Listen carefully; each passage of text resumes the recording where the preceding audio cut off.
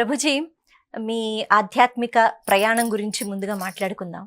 అంటే మీరు నేర్చుకున్న లేకపోతే అభ్యసించిన విద్య, అక్కడి నుంచి ఈ ఆధ్యాత్మిక ప్రయాణం ఇది ఎలా కొనసాగింది? లౌకిక విద్య మేము కంప్యూటర్ సైన్స్ ఇంజనీరింగ్ కంప్లీట్ చేసాం. 2017లో మేము ఇంజనీరింగ్ పూర్తి చేసామన్నమాట. అయితే చిన్నప్పటి నుంచి మాకు చాలా ఆధ్యాత్మికమైన ఒక ఇంక్లినేషన్ అనేది ఉండింది.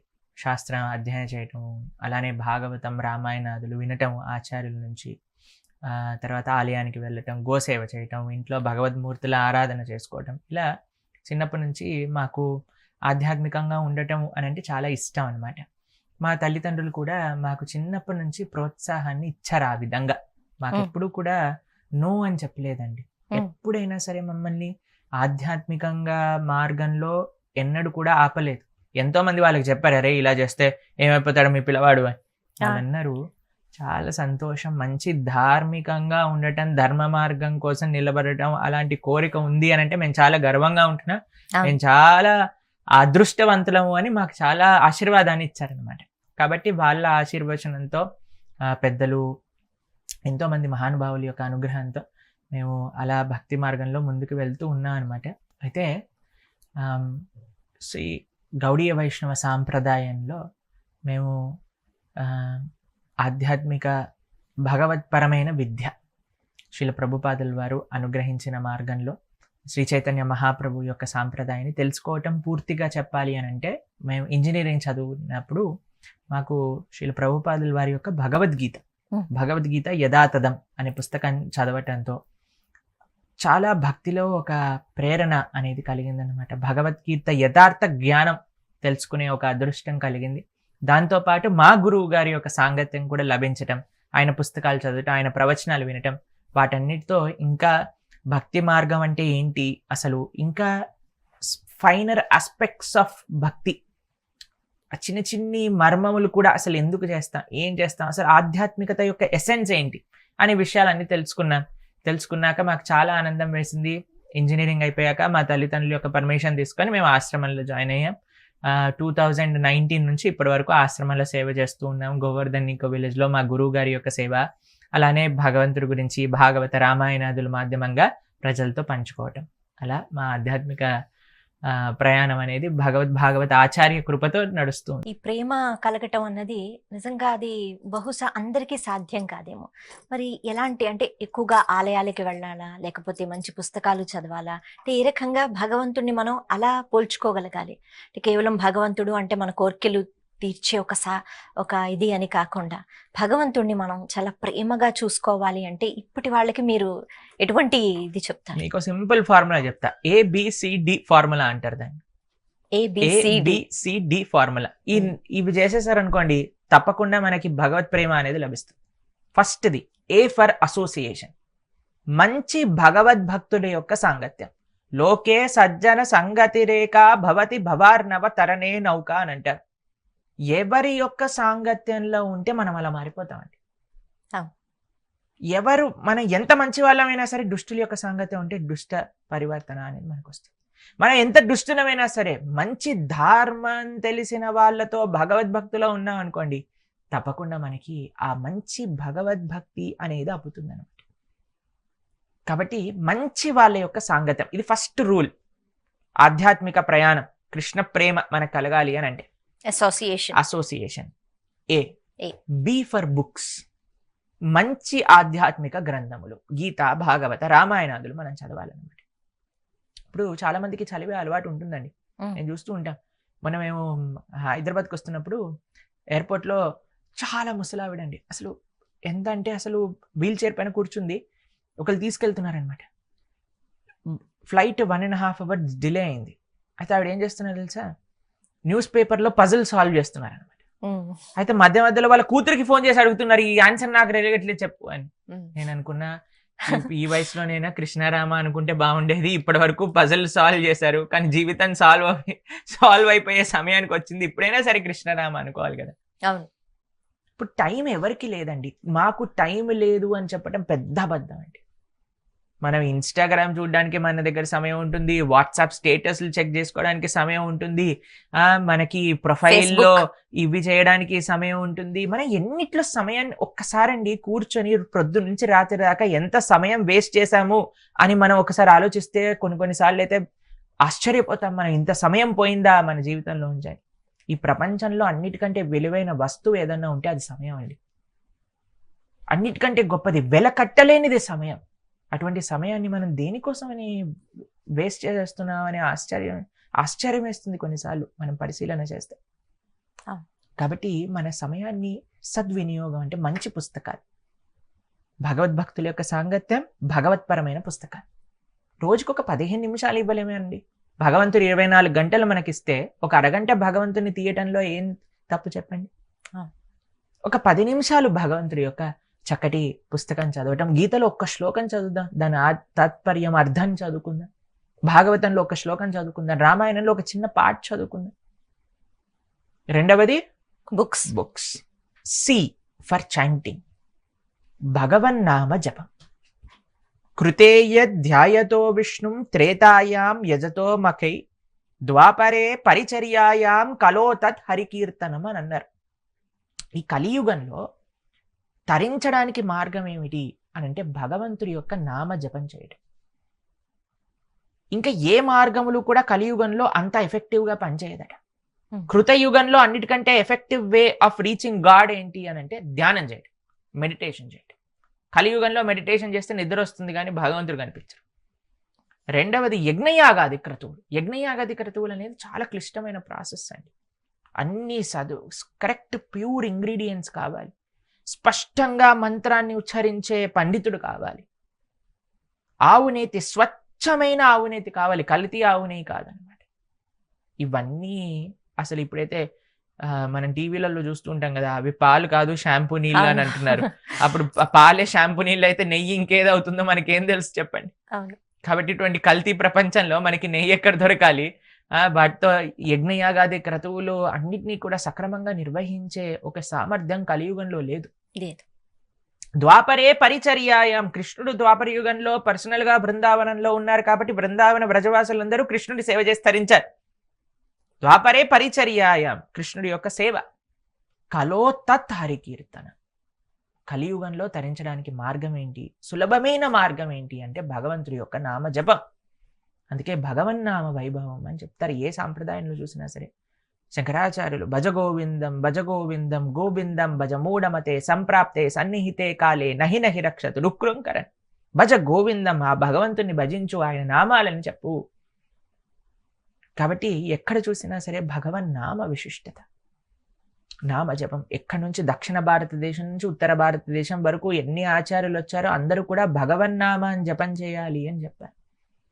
కాబట్టి అటువంటి నామ జపం. 3. 4 డి ఫర్ డైట్, అంటే మనం ఆహారాన్ని ఏది స్వీకరిస్తాం. ఒక ప్రిన్సిపల్ ఉందండి, good in good out, bad in bad out. మనం ఏది చూస్తామో, ఏది వింటామో, ఏది తింటామో, ఏది మనం స్పర్శిస్తామో అవే ప్రవృత్తులు మనకి బయటకు వస్తాయి. కాబట్టి మన శాస్త్రములు ఏం చెప్పాయి అంటే ఏ వర్ణంతో సంబంధం లేదండి. ఎవరైనా సరే ఆధ్యాత్మికంగా ముందుకెళ్ళాలి, ఈ మానవ విలువైన దుర్లభమైన మానవ జన్మని సార్థకం చేసుకోవాలి అనంటే జీవహింస చేయకూడదు. ఎట్టి పరిస్థితిలో కూడా ఎవరిని కూడా తెలియకే మనం ఎన్ని ప్రాణుల్ని హింసిస్తున్నామండి. నడుస్తుంటే ఎన్ని ప్రాణులు పోతున్నాయి, కార్లలో బిల్డింగ్లు కడుతున్నాయి, ఎన్ని ప్రాణులు తెలియకుండా పోతున్నాయి. ఇంకా తెలిసి జీవహింస చేయకూడదు అని చెప్తుంది శాస్త్రం. చాలా మంది మమ్మల్ని అడుగుతుంటారు, భగవద్గీతలో ఎక్కడ చెప్పాడు ఈ విషయం గురించి? ఎన్నిసార్లు అహింస అహింస అహింస ఎన్నిసార్లు కృష్ణుడు చెప్పాడో తెలుసా? అసలు మనం గీత చదవం కాబట్టి మనకు ప్రాబ్లం అన్నమాట. కాబట్టి తెలిసి చేయకూడదు. కాబట్టి సాత్వికమైన ఆహారము అని అంటారు. సాత్వికము అని అంటే అందులో కూడా కొన్ని నియమాలు ఉన్నాయి. శాకాహారంలో కూడా సాత్వికం అంటే వేరు. ఏవైతే రాజసీక తామసీక వస్తువుల్ని దూరంగా పెట్టాలన్నమాట. కొన్ని పదార్థములు ఉన్నాయి, తెలుగు వారికి చెప్తే అంతగా డైజెస్ట్ అవ్వదు. అయినా సరే శాస్త్రాన్ని మాట్లాడాల్సినప్పుడు మాట్లాడాలి కరెక్ట్గా. ఏం శాస్త్రంలో చెప్పారు? ఉల్లిపాయలు ఎల్లిపాయలు మనం స్వీకరించకూడదు అనమాట. అది అది మనం ఎంత స్వీకరిస్తే అంతగా మనకి డీప్ సైన్సెస్ ఆఫ్ స్పిరిచువాలిటీ అర్థం కాదు అని చెప్తారు. ఎందుకంటే అది రాజసీక ప్రవృత్తి, దట్స్ ఎ సైన్స్, దాన్ని ఒప్పుకొని తీరాలి. దీనికి భగవద్భక్తికి సంబంధం లేదు అని కొంతమంది మాట్లాడుతూ ఉన్నారట టీవీలో, మాకు తెలిసిన వాళ్ళు చెప్తూ ఉన్నారు. కానీ శాస్త్రం చెప్పే విషయం వేరండి. శాస్త్రము మనం తినే ఆహారానికి డైరెక్ట్ గా మన మనసుతో సంబంధాన్ని పెట్టేసింది. భక్తి అనేది మనసుతో సంబంధించింది కదండి. ఆహార శుద్ధౌ సత్వశుద్ధి అని అన్నారు. ఆహార శుద్ధి అనేది కావాలి. మీకు ఒక సింపుల్ ఎగ్జాంపుల్ చెప్తానండి. ఎవరినైనా అడగండి, మీ ఫేవరెట్ ఫుడ్ ఏంటి అని అంటే అమ్మ చేతి వంట అని అంటారు. ప్రతి ఒక్క మదర్ ఏమన్నా 5 స్టార్ హోటల్లోకి వెళ్ళి ట్రైనింగ్ తీసుకొని ఎలా కుకింగ్ చేయాలి, ఎలా ప్లేటింగ్ చేయాలి అని ఏమైనా ఆలోచిస్తారా అండి? అమ్మ దగ్గర ఉండేది ఒకటే ఒక గుణం, ఏంటో తెలుసా? ప్రేమ. ప్రేమ. పిల్లల పట్ల ప్రేమతో ఉండుతుంది కాబట్టి ఎవరిని అడిగినా మా అమ్మ చేసిందే నాకు ఇష్టము అని అంటారు. కాబట్టి ఏం ట్రాన్స్ఫర్ అయింది, ఎందుకు నీకు అది నచ్చుతుంది అని అంటే అమ్మ ప్రేమను నువ్వు ఆస్వాదించగలుగుతున్నావు కాబట్టి నీకు అది నచ్చుతుంది. నీకు తెలిసినా తెలియకపోయినా అదే రీజన్ ప్రతి ఒక్క పిల్లవాడికి తన అమ్మ చేతి వంట నచ్చటంలో. ఎవరికి అట్లా ప్రేమ ఉంటే వాళ్ళు మనకి ఇస్తారు. హోటల్ వాడికి మన పైన ప్రేమ ఉంటుందా అండి? వచ్చారా మీరు మా కోసం? మనం డబ్బులు ఇస్తాం కదా. డబ్బులకు సంబంధం కానీ మనతో ప్రేమతో సంబంధం కాదు కదండి. ఆయన ఏ గొడవలో ఉన్నారో, వాళ్ళ ఇంట్లో ఏ తగాదాలు ఉన్నాయో మనకి తెలియదు. ఆయన వచ్చి వీడికి ఉండాల్సి వస్తుంది, వీడు ఏం ఆర్డర్ చేశాడు అనుకోండి, ఆ కోపం మనకు కూడా వస్తుంది. కొన్నిసార్లు మమ్మల్ని అడుగుతుంటారు, ప్రభుజీ మేము ఎందుకు కోపడ్డామో తెలియదు ప్రభుజీ. ఎందుకు అని అంటే తెలియదు కాదు, తెలిసే. ఏంటి అని అంటే మనకి సోర్స్ తెలియని ఆహారాన్ని మనం స్వీకరించినందుకు. కాబట్టి ఆహారంలో కొన్ని నియమాలు ఉన్నాయి. సాత్వికమై ఉండాలి, సోర్స్ తెలిసి ఉండాలి అన్నమాట. అందుకే ఇంట్లో తినడం అన్నిటికంటే ముఖ్యము అని శ్రేష్ఠ. మేము మొన్న ఒక డాక్టర్ని కలిసామండి. అయితే ఆయన చెప్తున్నారు, ప్రభుజీ అన్ని ప్రాబ్లమ్స్కి ఫుల్ స్టాప్ ఏంటి అని అంటే బయట తినటం ఆపేసేయాలి, ఇంట్లో మంచిగా ఇంట్లో ఏం చేసుకుంటారో అది తినాలి, సాత్వికమైన ఆహారాన్ని తినాలి, లైఫ్ స్టైల్ డిసీజ్ అని చెప్తున్నారు. ఈ మధ్య తెలిసినా మీకండి, ఒక డాక్టర్ ఉన్నారు ముంబైలో, ఆయన ఏ ప్రాబ్లం వచ్చినా సరే మీరు గీత చదవండి అని చెప్తారనమాట. గీత చదివి గీతలో చెప్పిన విషయాలను మన జీవితంగా అవగతం చేసుకొని మార్చుకుంటే అన్నీ కూడా బాగుంటుంది అని ఆయన చెప్తారు. గీతలో ఆహారం గురించి కూడా ఆహారం ఎంత చెప్పాడంటే ఒక చాప్టర్ మొత్తం కూడా దీనికే డెడికేట్ చేశారు స్వామి పాప. అవును, ఆయన ఈ విషయాల గురించి చెప్తున్నారంటే ఎంత గొప్ప విషయం, ఎంత ముఖ్యమైన విషయం అండి. కృష్ణుడు ఆహారం గురించి మాట్లాడుతున్నారు అని అంటే ఒకసారి అర్థం చేసుకోండి. కాబట్టి అది కూడా కురుక్షేత్ర యుద్ధం మధ్యలో, అదే యుద్ధం మధ్యలో ఆహారం. ఏ సోర్స్ తెలిసి ఉండాలి, మన పైన ప్రేమ ఉన్న వాళ్ళు వంట చేసి ఉండాలి, సాత్వికమై ఉండాలి, శాకాహారమై ఉండాలి. ఇవన్నీ ఉన్నా అది భగవంతుడి యొక్క నివేదన కాకపోతే దాని ఫలితం ఉండదన్నమాట. కృష్ణుడు గీతలో చెప్తారు, ప్రతి ఒక్కటి నాకు అర్పించి ప్రసాదంగా స్వీకరించు అని. ఇప్పుడు మనందరికీ తెలుసండి, పండగ రోజు రుచి కూడా చూడరు చాలా మంది ఇంట్లలో. అయినా సరే స్వీకరించినప్పుడు ఏమనిపిస్తుందండి? చాలా మంది చెప్తారనమాట, ప్రభుజీ ఈ రోజు బెస్ట్ ప్రసాదం మా ఇంట్లో పండగ రోజే. ఏం బెస్ట్ వచ్చింది? నువ్వు ప్రతిరోజు ఉప్పు చూసి టేస్ట్ చేసి వండినా సరే రాని రుచి ఈ రోజు ఎందుకు వచ్చింది అని అంటే భగవంతుడికి నివేదన చేశారు కాబట్టి. అదే ప్రతిరోజు నివేదన అయితే తిరుమల ఎంతమందో వెళ్ళుంటారు, ఆ చిన్న డొప్పలో ఇంతంత ప్రసాదం ఇస్తారండి. పెరగన్నం, దాంట్లో ఏం ఉండదు, దాంట్లో ఏం కాజులు ఉండవు, కిస్మిస్లు ఉండవు, ఏమంటే దానిమ్మ పళ్ళ గింజలు ఉండవు, ఏం ఉండవు అనమాట. కానీ స్వీకరిస్తూ ఉంటే ఎంత ఆస్వాదన, ఇంకా కావాలి ఇంకా కావాలంటారు కానీ ఇవ్వరు మనకి. ఎందుకు ఆ రుచి వచ్చింది అని అంటే భగవంతుడి యొక్క కృప దాంట్లో ఉంది కాబట్టి. అదే ప్రతిరోజు ప్రసాదం అయితే ఇంకెంత బాగుంటుంది, మనసు ఎంత బాగుంటుంది, శరీరం ఎంత బాగుంటుంది. కాబట్టి అందుకే ఈ 4 విషయాలు. ఒకటి అసోసియేషన్, మంచి భక్తుల యొక్క సాంగత్యం. బి ఫర్ బుక్స్, మంచి దైవీ గ్రంథములు. సి ఫర్ చాంటింగ్, భగవన్నామ స్మరణ. డి ఫర్ డైట్, శాకాహారము, సాత్వికమైన భగవత్ ప్రసాదము. ఈ 4 కానీ మనం చేయగలిగితే మంచి ఆధ్యాత్మిక మార్గంలో మనం ముందుకెళ్ళగలుగుతాం. మనం కృష్ణుడిని ప్రార్థించినప్పుడు మనం ప్రతిరోజు పూజ చేస్తాం, అయితే నిత్యం కొన్ని శ్లోకాలు అని అంటారు కాబట్టి అవి చదివేసుకుంటూ ఉంటాం. లేకపోతే మన ఇంట్లో వాళ్ళు ప్రత్యేకించి ఈ వ్రతాలు ఈ పూజలు అంటే చేసేస్తూ ఉంటాం. కానీ ఇది కాకుండా లోపల నుంచి ఆనందం రావాలి అంటే పూజలో ఎప్పుడు మనం కోరికలే కదా కోరుతూ ఉంటాము. అలా కోరికలు కాకుండా పూజ అన్నది ఎప్పుడు ఆనందాన్ని ఇస్తుంది? ఆ సాధన ఎలా మొదలవుతుంది? ఎప్పుడైతే కోరికల కోసం పూజ చేయటం ఆపేస్తామో అప్పుడు ఆనందాన్ని ఇస్తుంది. భుక్తి ముక్తి సిద్ధికామి అతయైవ అశాంత కృష్ణ భక్త నిష్కామ సదైవ శాంత అని అంటుంది మన శాస్త్రం. ఎవరైతే కోరికలతో వెంపర్లాడుతూ ఉంటారో, అటు ఇటు ఇటు అటు పరిగెత్తుతుంటారో వాళ్ళకి ఎప్పుడు కూడా మనశ్శాంతి అనేది లభించదు. ఎందుకంటే కోరికలకి ఎండ్ ఉంటుందా అండి? మనసుని నమ్మిన అన్నంత వరకు మనకి కోరికలు అనేవి తీరవు. మనసు పైన మనం విశ్వాసం, కృష్ణుడు భగవద్గీతలో ఏం చెప్తారు తెలుసా? ఎవరి మనసు అయితే కంట్రోల్డ్గా ఉంటుందో అది వాళ్ళ బెస్ట్ ఫ్రెండ్, కానీ ఎవరిదైతే అన్కంట్రోల్డ్గా ఉంటుందో అది బెస్ట్ ఎనిమీ అయిపోతుంది అనమాట.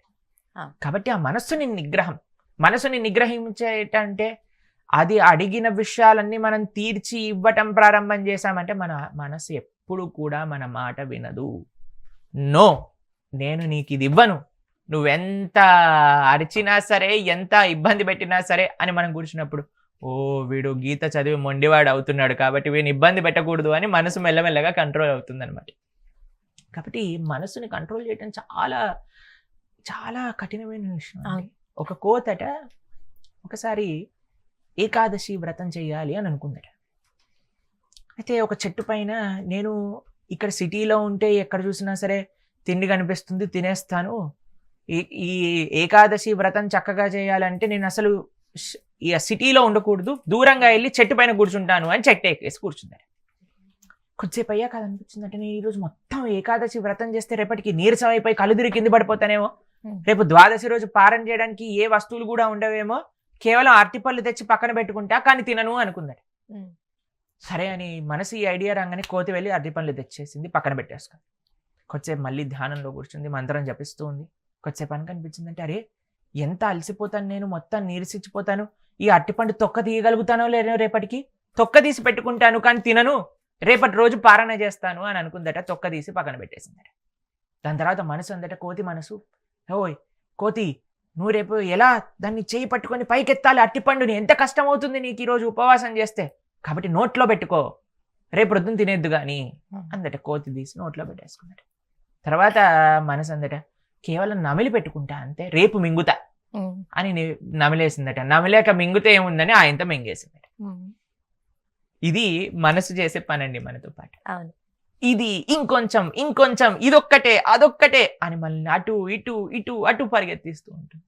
కానీ మనం ఎప్పుడైతే ఒక్క చోట నిలకడగా, స్వామి నీవే తప్ప ఇతపరం బెరుగను అని గజేంద్రుడు ఎలా అయితే భగవంతుడి కోసం ప్రార్థించారో అలా మనం ప్రార్థించగలిగితే, నిస్వార్థమైన ప్రేమ మనకు ఉండగలిగితే అప్పుడు తప్పకుండా భగవంతుడి యొక్క అనుగ్రహం అనేది మనకు లభిస్తుంది. ప్రభుజీ, శ్రీకృష్ణ పరమాత్మకి 16,000 మంది భార్యలు అని అంటారు.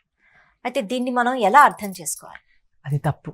కృష్ణ పరమాత్మకి 16,000 మంది భార్యలు కాదు, 16,108 మంది భార్యలు. ఇందాక మనం గృహస్థాశ్రమం గురించి మాట్లాడుకున్నట్టుగా ఆయన ఒక ఐడియల్ గృహస్థాశ్రమం.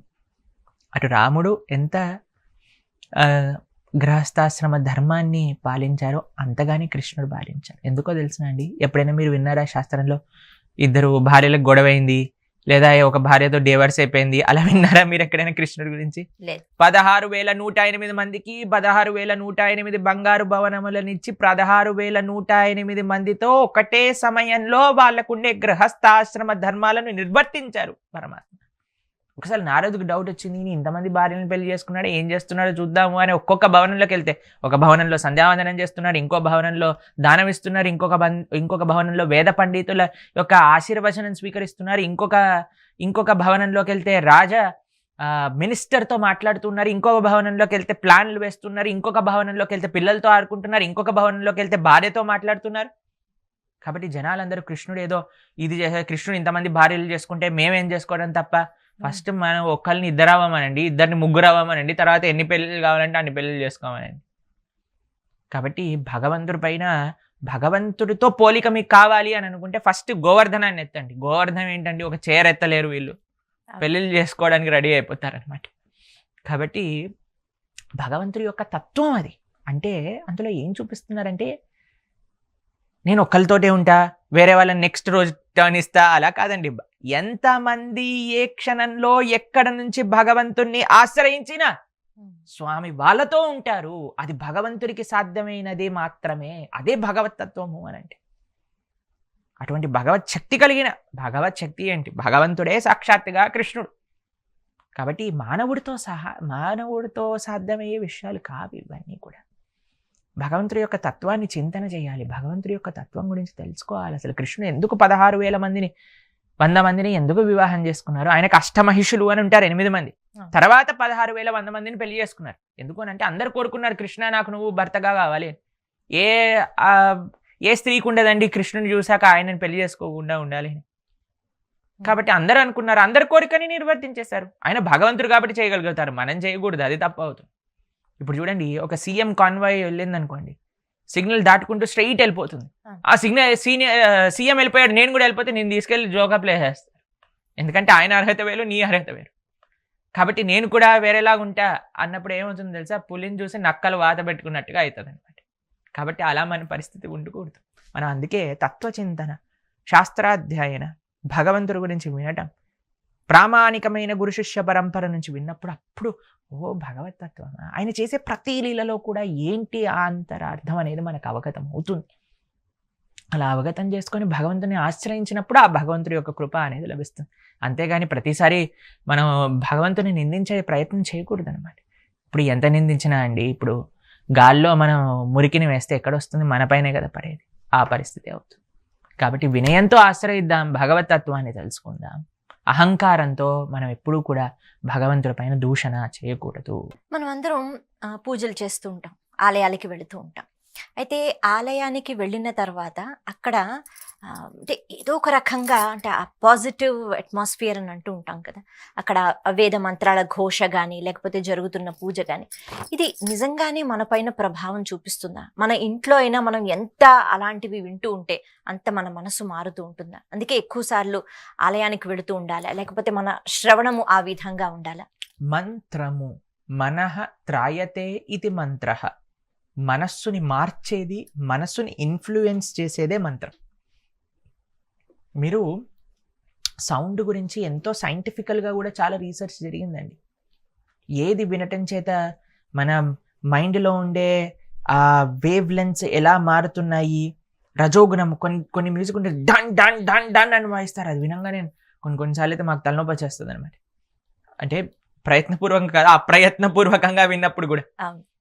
కాబట్టి కొన్ని ఉంటాయి మన సాంస్కృతమైన పరంపరాగతంగా వచ్చే సంగీతం, క్లాసికల్ మ్యూజిక్, అసలు ఎంత ఆర్ట్ ఉంది, అసలు ఎంత మీనింగ్ ఉంది, ఎంత కళ ఉంది, ఎంత మనశ్శాంతి ఉంది. భగవంతుడి యొక్క నామ సంకీర్తన, కీర్తనలు అసలు ఎలా, ఇప్పుడు తెలుసా అండి, ప్రపంచం మొత్తంలో అన్నిటికంటే most positive mind relaxation therapy ఏంటో తెలిసిన మంత్ర.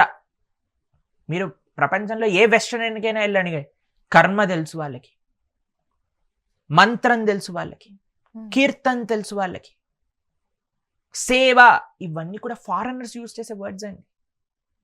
బయట వాళ్ళు, భక్తికి సంబంధించిన వాళ్ళు కాదు, ఎవరినైనా సరే మీరు అడగండి, కర్మ అని అంటారు, కీర్తన్ అని అంటారు. అది ఎవరికైనా సరే ఆ పాజిటివ్ వైబ్రేషన్స్ మన వేదములు, మన మంత్రములు ఖచ్చితంగా ప్రభావం చూపిస్తాయి. 110%. మీరే మన జీవితంలోనే ప్రయత్నించవచ్చు. ఎంతోమంది మేము చూసిన వాళ్ళం కూడా ఉన్నాం. ఎందుకు మేమే ఇన్ని సంవత్సరాల నుంచి మంత్ర సాధన చేస్తూ ఉన్నాం. కాబట్టి అది ఎక్స్పీరియన్స్ ద్వారా వస్తుంది. ఇప్పుడు చూడండి, మీకు ఒక 2 రోజులు గులాబ్ జామున్ ఇలా ఉంటుందండి.